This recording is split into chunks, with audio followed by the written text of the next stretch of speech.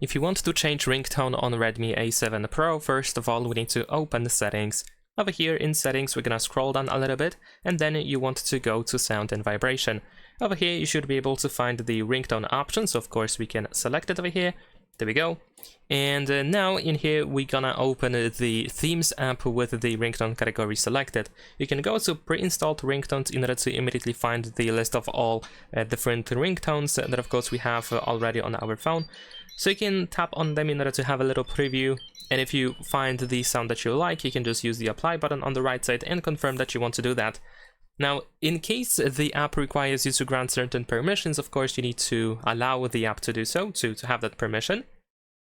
And if you can see an icon right next to the sound that you have selected as a ringtone, then that's great, but if not, you might want to tap on the apply button again.